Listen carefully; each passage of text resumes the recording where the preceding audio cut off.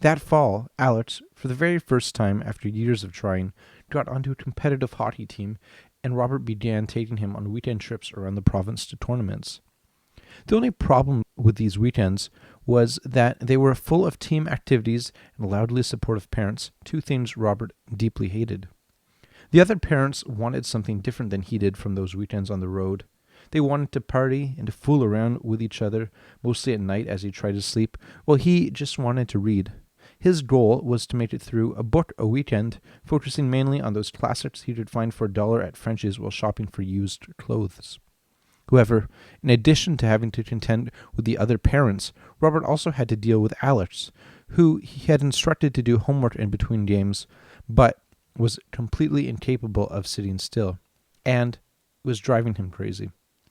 Desperate for any solution to this dire situation, Robert decided to take advantage of Alex's newfound interest in records, so he could at least get out of the hotel. Aside from the occasional Beatles record, which was sold as a collectible at a ridiculous price, most records back then cost less than $3, and you could spend hours sifting through heaps of vinyl for the best buy.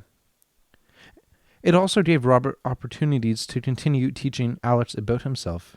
However, because of their worthlessness, before you could go record hunting, you first had to go record store hunting. And these expeditions brought Robert to places he didn't even realize still existed, and that he was sure the wife wouldn't approve of him taking Alex to. Anyways, it didn't take them very long to visit every single record store in the province. In Fredericton, there was Backstreet Records on Queen Street and Digital World on Dundonald. In Moncton, you had Spin It Records on Main and Livewire on Mountain Road. In St. John, both record stores Backstreet, the original, and Loyalist City were on Germain. The Fredericton Backstreet Records was the closest record store to Robert's house and Alex's favorite one. It carried most people's fourth best albums, The River, Slow Train Coming, Comes a Time, etc. Near Robert's in-laws was Digital World, a pawn shop with a small selection of records that were mostly junk, but was occasionally graced with a hidden gem. In Moncton, Spin It was the sort of store that specialized in those rare pressings of the Beatles, usually in mono, or bootleg live albums, which cost $80. While Livewire Music Emporium mainly sold records by bands like Triumph, Trooper, Whitesnake, and April Wine, which had sold well 20 years earlier, but no one had really listened to since.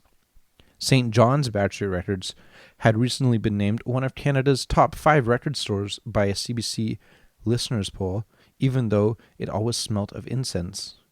While just a few doors down, Loyalist City Coins and Collectibles sold equal amounts of kids' comics and men's magazines. It smelt like wet oatmeal. Over the following months, the two hauled home a hefty amount of vinyl, but while Alex was once content buying and listening to the albums Robert recommended, mostly by now unknown bands from the 60s and 70s, he soon began gravitating towards bands like Pink Floyd, Led Zeppelin, and Jimi Hendrix, which were considerably more expensive. A recent trip to Spin It had cost Robert $120, and he'd only bought 5 records. That night, while booked in at the Dieppe Super 8, as the rest of Alex's team partied away at the Moncton Ramada, as he lay in bed listening to cars speed by, staring up at the street lights on the ceiling, and completely unable to sleep, Robert had a realization. He realized that his and Alex's record collecting, which had grown from a way to kill time into a full-flung addiction in just a couple of months, had to stop.